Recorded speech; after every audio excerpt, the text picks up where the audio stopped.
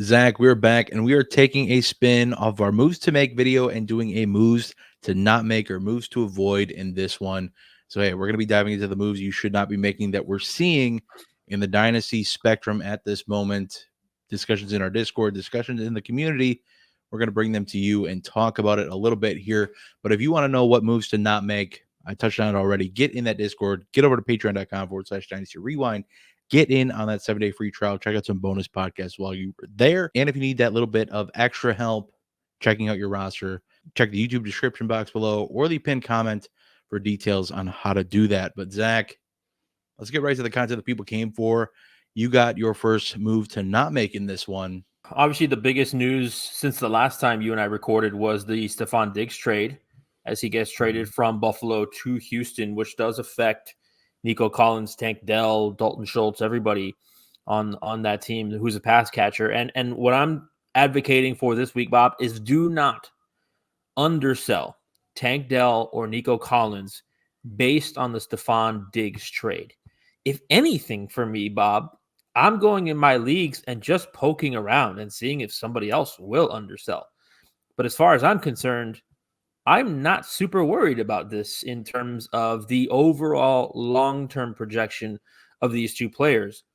I'm a little annoyed at this year, sure, but I'm not to the point where I would say if I was in a start 10, I would not feel comfortable starting any of these players. I'm not there yet.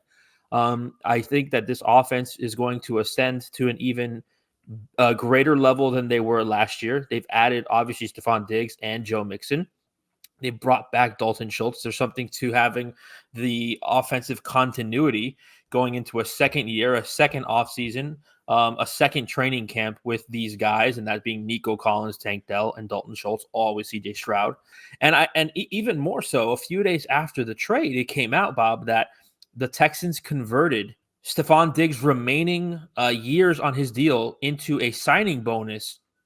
And now Stefon Diggs' contract is basically a one-year deal where he will become a free agent after the 2024 NFL season. But in terms of the fantasy aspects of it, I'm not panicking if I'm a Tank Dell or Nico Collins owner. And like I said, I'm even looking to buy if I don't own one of those two guys in my dynasty leagues.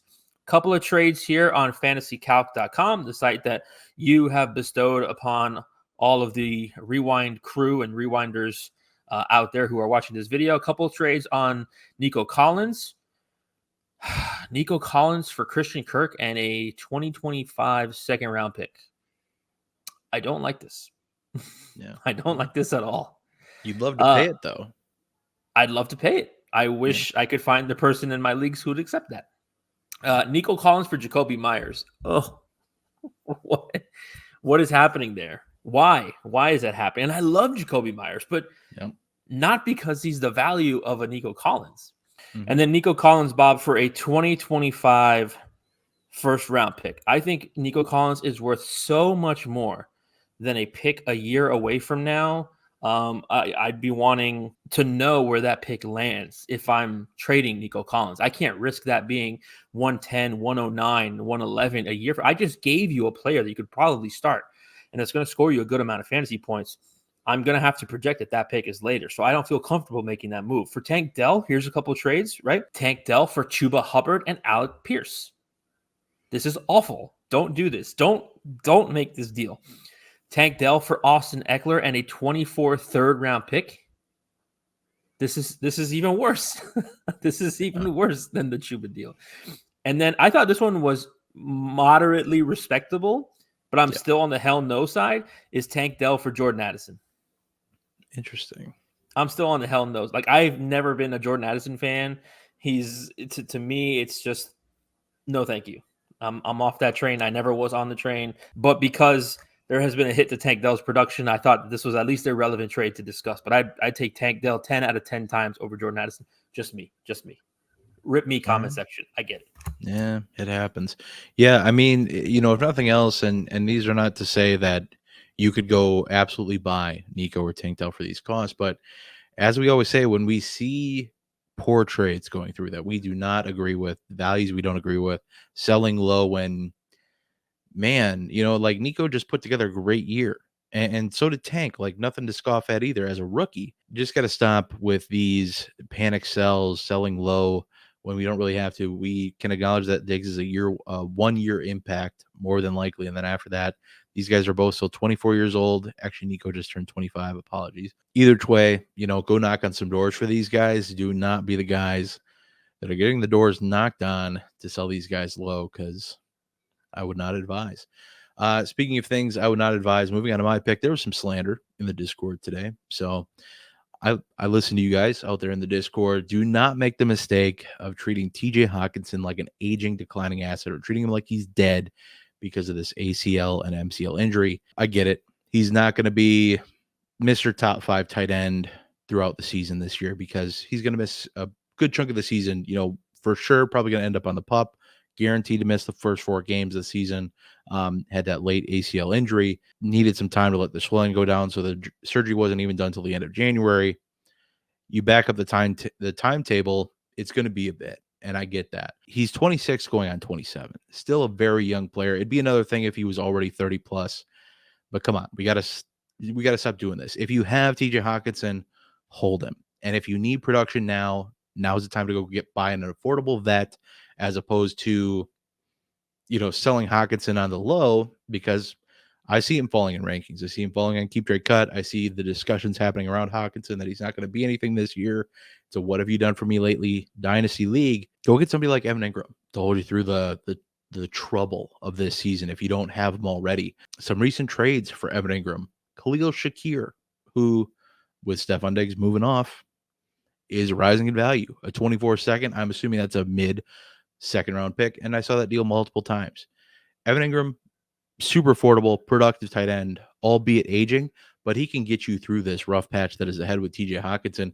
And if you don't have TJ Hawkinson, no matter the state of your team, if you're rebuilding, awesome, because you can go buy a premier tight end to have as a building block for your team for a couple years, handful of years. He's got 4 or 5 good years left on the backside of this ACL tear. Still relatively young. We can all acknowledge that. Recent trades for TJ Hawkinson, as Zack had mentioned already, pulled from Fantasy Calc /trade database. Dalton Schultz plus a 24-second. Yes, please sign me up. A 25 third and a 26 first. I hate throwing this out there, but you have time to go get those picks back or those values back. 24 seconds. They could be the 201 and the 202. See you later. I'll take TJ Hawkinson. And the last one I got as an example, DeAndre Hopkins plus 24-second. Realistically, it should take you a late first and a little bit to go get TJ Hawkinson, or a mid first to get TJ Hawkinson on your roster. But right now, the getting's good. And being that we're in the offseason, we're still having this timetable of that's backed up, as far as the eye can see. Everybody's kind of assuming the worst at this point. The second reports start coming out, oh, hey, he might be back in October, for 3/4 of the season. You're going to see that value dwindle away a little bit. These deals suggest that there's some value to be had. It's worthwhile looking to go add TJ Hawkinson. I know you're a TJ Hawkinson fan. Zach, I'd love to hear your thoughts on this one. Yeah, I've been a big TJ Hawkinson fan the last couple of years. That's one of the things that you and I have really related on in terms of some of our content.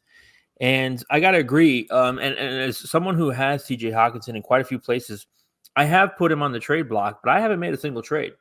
And the reason is I will not accept a buy low trade at this point, because I don't think this is the kind of injury that will really derail him. For like, he's at the beginning of his prime. And so I don't see this as an injury that changes any of that. I see this as an injury that, yes, it takes away from his production the first half of the season. And, I will play the flip side of that too. I will try to buy based off of that, but that depends on the other owner and what the other owner is willing to sell. And we do have some people willing to sell TJ Hawkinson at a lower price because he's not going to be there at the beginning of the year. You could look for this in your leagues if you want to get the TJ Hawkinson deal done. If you're kind of a rebuilding team or a team trying to turn the corner in 2024, as potentially a piece that can help you out in the second half of the season. The thing that helps me not sell TJ Hawkinson, Bob, is just the way I operate with tight ends. I typically have 2 to 3 starting tight ends on my rosters, specifically in the leagues where it's 0.75 or even a full point premium for tight ends. I typically operate like in our Rewinders League, I have Hawkinson and I have Ferguson. So I make sure to have that buffer of a tight end to make sure I don't have to panic if one gets hurt. So yeah, TJ Hawkinson is somebody I'm just not looking to sell if it's somebody that I have. And again, I am helped by that by having the buffer, having somebody else to fill in. So I could see scenarios like this Dalton Schultz trade where you get the Dalton Schultz in the 24th second. I get it. It feels a little low for TJ Hawkinson, but I understand it if you don't have somebody else to fill in. But if you can find yourself a David Njoku or a Jake Ferguson or an Evan Ingram. Evan Ingram is incredibly low on everyone's tight end totem pole. And he's gotten 140 targets in that offense 2 years in a row, which is his target share is astronomical. So that's somebody you could go out there and buy as a buffer. But I agree with this. Like, I am not someone who's going to give TJ Hawkinson at a discount based on the production we've seen when he's healthy. It hasn't mattered who his quarterback is. It was Jared Goff in a poor Detroit offense the first year where Dan Campbell was there. It was Kirk Cousins this year, and then it was Josh Dobbs this year, and then it was Nick Mullins this year, and he was still able to, be a top 5 tight end until the injury. So I agree with you. I love this point. I'm not doing it. And if you can, like I said, I do get it if some people are doing it, but if you can hold and if you can wait for him to come back, which is probably going to be the second half of this year or even 2025, it's something that I advocate. I'm not somebody who's going to tell you sell him now and try to buy him back a year from now, because you're going to have to sell low now and you're going to have to buy high a year from now. So I love this point. Agree with it wholeheartedly. Yeah, and just a quick wrap it up. Whenever you have an injured player, filling the hole left by that injured player, rarely the correct answer is moving the injured player to try to fill a hole, because like you just said, you're selling low and maybe you're able to bridge the gap a little easier to get to whatever the replacement is. I'd rather fix that hole adjacently as opposed to selling this player low to get something else. But with that said, let's move on to your next move to not make. Beautiful time of year for this. A great reminder to shout out to everyone from the rooftops. Well, speaking of filling gaps on your roster, Bob, the move that I'm not making is I'm not depending on my rookie draft to fill out my starting lineup. There's a little gray area here, and we have to understand, like, nothing is an absolute in fantasy football. When I say something, it's not an absolute. For the most part, when Bob says something, it's not an absolute. There is some gray area, because like I do feel, right, if you have the 101 through the 103, maybe those are just locked in, right? It's Caleb Williams, it's Marvin Harrison. It's really important to make sure that you either have a plan for your roster or you address your roster before the draft. And that's what I'm doing typically for my running backs right now. I'm making sure to not have running back holes, because once we get past the draft, and I have been on record saying this, Bob, the draft is not going to be where you want to fill out your starting running back spots. And you're not going to want to pay the prices that people are going to have for their running backs in May, June, July, August, September, because all the moves are done. Player values are set in stone at that point. Of course, once we get training camp news and this hype video, and this tweet so-and-so is looking great, that will change things. But for the most part, running back values are going to be set in stone after your rookie drafts. So I'm trying to make sure that I have my teams and my starting rosters, for the most part, addressed prior to my rookie drafts. There will be things here and there that happen. Like I said, this is not an absolute. This is not a black and white. There is some gray area. There will be injuries. There will be things you cannot foresee coming, like Puka Nacua. Those things will happen, and you just can't help it. But I'm making sure to not depend on my rookie draft to fill out my starting lineup. The way I like to operate is the way that I believe a good general manager in the NFL operates. And a good example of that is, I'm going to take what the Cincinnati Bengals did this offseason in terms of, let's make sure we address every position in free agency. That way, on draft weekend, we can just take the best player available, right? They signed another running back. They signed another tight end. They signed, a couple positions here and there, offensive line, defensive line, so on and so forth. Positions that you thought were big areas of need. Like mock drafts in January was tight end was possibly Brock Bowers, is Jatavian Sanders. Well, they go out in training camp and sign, or in free agency and sign Mike Gesicki. It's not the answer, but it gives them the flexibility on draft day to just take the best player available on the board. Sure, they can get another tight end in the second or third round, but they don't have to get one in the first round because they do have somebody there. And so I like that philosophy for my dynasty teams. Let me make sure I buy a James Conner. I buy a Jacoby Myers. I buy a David Njoku. I buy, a quarterback I've been buying a lot is Gardner Minshew. Who knows if he's a starting quarterback, but I'm trying to give myself options at positions, relatively cheap and flexible options in terms of my rosters. And the reason I'm doing that is so when I get to my rookie draft, Bob, I don't have to pigeonhole my draft pick. And again, this is going to work differently if you have like 101 through 103, maybe even 101 through 106. But when you start to get to 111, you have no idea who's going to be there. You have no idea where those landing spots are going to change players. If Adonai Mitchell goes to the Buffalo Bills, that's most likely your 108, right? In certain leagues. Jonathan Brooks, if he goes to the Dallas Cowboys, how does that change his value? You want to have the flexibility in your rookie draft, specifically in your first and second round, to just take the best player that's there. And that's hard to do.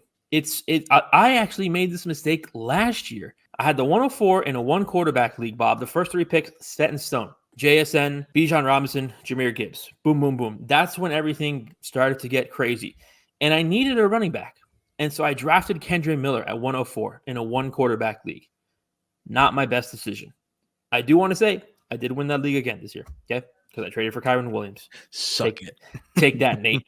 But I learned a very valuable lesson from that.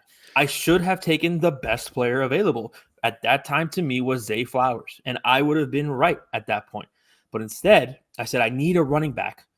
Who is the best running back available now? And that was, I thought it was going to be Zach Charbonnet, but it wasn't. It was Kendre Miller. So this is a mistake that this is a point that I'm bringing to you from experience. Do not wait for the rookie draft to address needs in your starting lineup. It is a quick way to lose a ton of value and miss out on what could, this player could start for you in the flex. You could trade for a position that you do need. You could trade for two assets. It's just putting you in a better position, even if for a short term, you don't have an area in your starting lineup filled. Do not make this mistake. The best decisions will be made when you don't have a need on the board, when you don't feel like you have to fill a position to have a starting lineup. And I think that the discussion can kind of change a little bit too, to just blatantly always being best player available when you're a rebuilding team, because you don't really need to fill a lineup at that point. This is, I assume, mostly for competitive teams when it comes to the lineup, not dictating your draft. And I 100% agree. I mean, try to sort out what needs you can now with everything that's out there in the dynasty spectrum. Take the best player available on the board when it comes to you. But with that said, Zach, we're going to get some certifying moves to not make. We are not pulling trades right from our Discord because they've been good boys and making good trades. So I don't have any bad moves to, grill anyone for, but I was able to pull some from one of your leagues, and I was able to pull some from good old buddies over at fantasycalc.com/database. Zach, we got some discussions to have with some of the trades that are going on over there, that are going on in leagues. And I'm just going to get right into the first one and, I'm going to blow a gasket. Someone sold Kyler Murray for Justin Fields in the 210. This is a 2-quarterback, a Superflex league. And all I have to say here, baby, what is you doing? Selling a locked-in starter for a backup quarterback in a late second. I know, and I've mentioned this in previous podcast recordings, that I feel like some people are too high on Justin Fields, have too rosy of an image painted for Justin Fields. The NFL told us what they thought of Justin Fields by not trading for him at a reasonable cost, and nobody did. And the team that did is putting him into a quarterback competition. It's not like they added him and they're like, yep, this is our guy. Wheels up, man. Let's ride. That's Russ's thing, but you get it. I can't do it, Zach. How do we fix this deal? Can this deal be fixed? What do we have to add to that Justin Fields side? What do we have to change? I think we have to add a first-round pick. Yeah. Right? That's where I'm at. We have to add a first-round pick, and if that's 108 through 112, I'm still like you said, you're getting a locked-in starting quarterback. This is a top 15 to 20 startup pick right now in Kyler Murray, and that's been growing ever since he came back from the injury. You could have gotten Kyler Murray third, fourth round a year ago in startup drafts. So I'm very questionable. I'm questioning like the timing of this trade. Did this happen before this last week? How does All this of make these are sense? within the last week, man. How do you Hey, how this is what we're here for. How do you handle this as a league, Bobby? Like this is almost a veto, right? Like it's definitely close. I'm pretty anti-veto myself, so but am I. So am I. this is I mean, unless the whole league is just pulling the wool of hopium over their eyes, I don't know. I think it needs a first round pick, and even then, man, just give me the quarterback who's already a good quarterback, who's already starting, who's locked in, paid good money to be there. I'll pass on the question marks, Justin Fields. This is certifiable, not a move to make by any stretch of the imagination. Another one I just can't get behind, selling a second round pick for Curtis Samuel, the alleged wide receiver 1 until Ooh. draft night 1 of the NFL draft, Ooh. when they sort out the wide receiver position. The Bills have been linked to a lot of wide receiver meetings in this class, just so you know.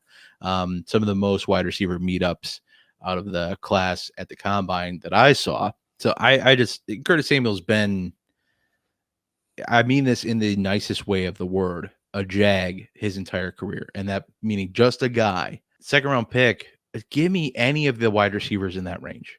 I don't know if it's 201. I don't know if it's 212. I don't care. I don't care if it's 216. Give me the second round pick and the youth of any upside that has more than Curtis Samuel, because you're thinking Curtis Samuel is going to go in there and supplant Shakir, going to supplant Kincaid. Maybe you do, maybe you don't. I just can't get behind this. He's been a wide receiver 3-4 fringe or worse his entire career. Give me the second round pick. What are we doing, Zach? Ooh, okay. It's about time we disagree on one of these. This really depends on the second round pick for me. Man. This really does. If this is a late second round pick, 209 through 212, I'm thinking about it. And hear me out. Okay. Curtis Samuel is going to be reunited with Joe Brady, his offensive coordinator in Carolina. You can tell me you can tell me Curtis Samuel was a wide receiver 3-4 all you want. List me his quarterbacks that he's been a wide receiver 3-4 with. In 2019, it was Kyle Allen with Carolina. 120 opportunities with the ball in his hand. 77 catches, 41 rushes. 120 opportunities. That's not the targets. That's the catches and the rushes. That's not the targets. Because he had another 20 targets. So 140 opportunities that he could have caught. While I'm saying I understand what you're saying, I am saying that there is something to Curtis Samuel. Does he overtake Dalton Kincaid? Absolutely not. Does he overtake Khalil Shakir? Absolutely. Khalil Shakir has been in an offense for 2 years and has been a jag. Curtis Samuel has been in terrible offenses with terrible quarterback play, including Sam Howell last year. I think that you're getting at least 200 fantasy points from Curtis Samuel this year. And he had 157 last year with Sam Howell, and he had 176 the year before with whoever was the quarterback in Washington in 2022. So is it that far-fetched to say he's going to score 40 more fantasy points with Josh Allen and a much better offense? I don't think so. I understand what you're doing there because I really do like second-round picks. I really do. You're getting a good wide receiver at the end of the second round. It's just, what do you value more? The dart throw opportunity or what is perceived to me to be the guaranteed 200 points? I don't think it's that far-fetched to say Curtis Samuel will score 200 fantasy points in a PPR league this year with Josh Allen as his quarterback when he did 176 2 years ago and 157 with Sam Howell last year. I think my biggest issue with this is the thought that this receiver room is close to set in stone, because they are going to add someone in this draft. 100%. They might add 2 someones in this draft. And when that happens, regardless of what the production ends up being, let's just talk about the value. If you're paying a second round pick now for Curtis Samuel, that price isn't going up. That price is going to more likely fall as we get closer to the draft. So if you really want to buy Curtis Samuel, I'm not going to stop you. I'm going to say it's a move I would not make, but wait until the draft. Wait until we get another receiver in there. Wait till this hype cools off. By all means, then you have my blessing. Totally But fair. until then, This could be no. categorized, Bob. We had a discussion, I think it was last week, players to buy on draft weekend, right? Like you're waiting to pull the trigger. Have a Curtis Samuel trade ready to go. And look, if you can get away with an early third, I mean, by all means. I think you will after the draft, personally. Okay. Or soon. I think you will. I totally appreciate and I have no qualms with what you said. If you want to wait, I don't think they take 2 wide receivers, but if you want to wait for it, absolutely. Be smart, be safe, because you are gambling in what I think is a good player in this year's draft. I love second and third round picks, but I also love guaranteed points. And I just, like I said before, I don't think it's that far-fetched to say he scores the same or even more points than he had last year or when he was in Joe Brady's offense before, when he had 212 fantasy points in 2020. There's no way you can justify to me selling a second-round pick for Elijah Moore. That is the next trade on our docket. Curtis Samuel, fine. I'll roll over on that one. But Elijah Moore, I mean, what are we hoping for at this point? He had a fun back half of the rookie year. Honestly, had great college production, been diving into a lot of production. College production, that is, doing some grading of that. If you want to check that out, patreon.com/Dynasty Rewind. Get in the Discord. I've been dropping it in our little 2024 NFL mock draft or draft tab. Good college producer, fun, exciting end of his rookie year. But ever since then, we've been left wanting more and getting none. So how is anybody sending a second round pick for this guy at this point, Zach? What is we doing? Did you see this actual trade? Did you see the screenshot? It's on Fantasy Calc. So okay, it's on Fantasy Calc. Okay. It's happened. It doesn't even matter what the number is then, right? Yeah, like I said, why would you even trade a third round pick for Elijah Moore? Why would anybody want Elijah Moore at this point? I just don't. I don't mean to poo-poo on guys, but I just buried on that depth chart. He's the 4th receiving option, probably at best. Not for me, man. Like, go buy not anyone else. I'd rather buy Curtis Samuel for this price. 100 times out of 100. But I just send a late third or go buy someone else. Go invest the second round pick into Evan Ingram or someone that isn't Elijah Moore. I can't even justify this trade happening. I would give you my 404 for your 406 in Elijah Moore. You have a deal. Okay. This trade is fixed. All right. And the last one we got to get into, you shared this one out of your league. This is, for reference, a 1 quarterback 10 team or 12 team? No, 12 team. 12 team. Okay. So 1 quarterback, 12 team. Somebody bought the 101 and they sold the 103. So they basically effectively moved up 2 spots in a 1 quarterback league. They, on top of the 103, sold the 201, a 25 first, and Jackson Smith and Jigba, formerly a top 3 pick in last year's draft. This is quite an overpay to go get Marvin Harrison Jr. Like, don't get me wrong. Love the guy. Great prospect. But at the end of the day, he is not that far away from Rome Odunze, Malik Neighbors.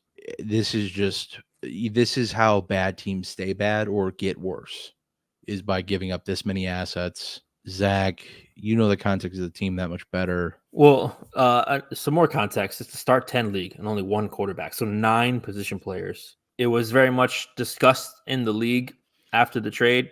I'm the commissioner. As I said, I don't really do vetoes, but this is a league-altering trade.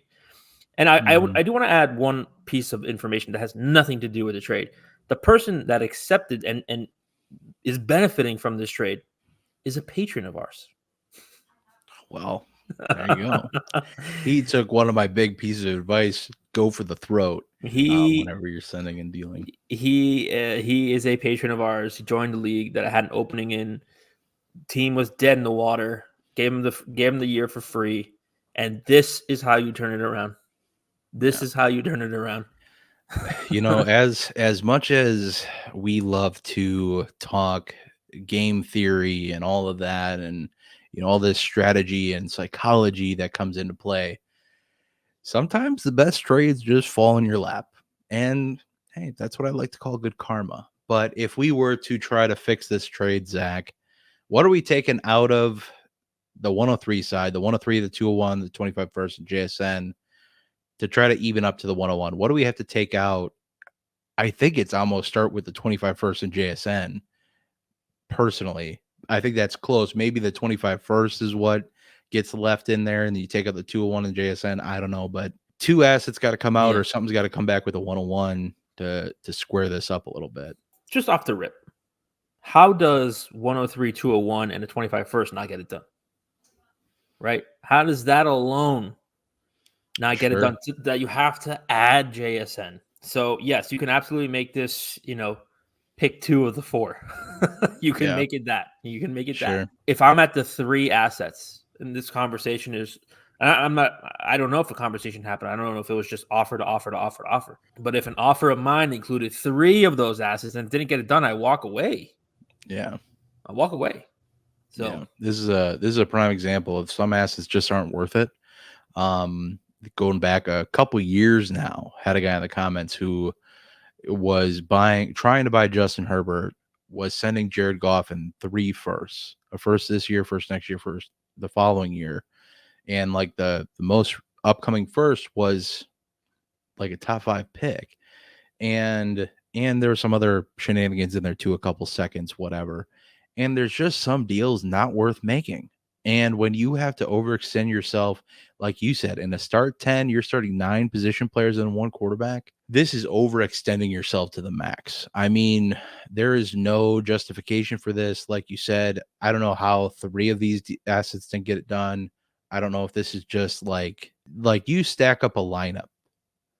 There is not going to be a single week where 101 beats all of those pieces ever. And that's how I look at trades when they're in a start 10, especially because I can slot in all 4 of those pieces into my lineup, just like you can slot in 101.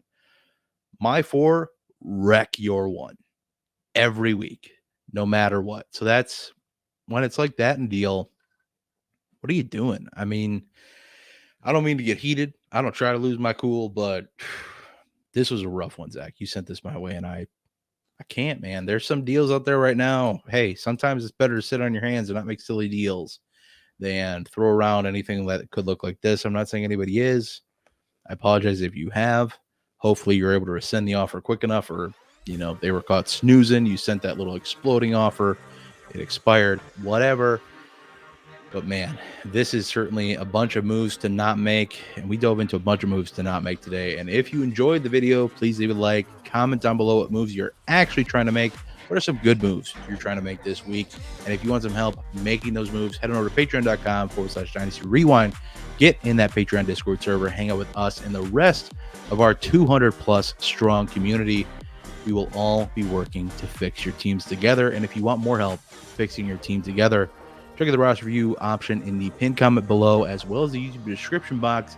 But with all that said, all the promo in the books, Zach and I are going to get the heck on out of here. We will see you in the next one. But until then, I hope that y'all have a good one. I'm very gassy right now.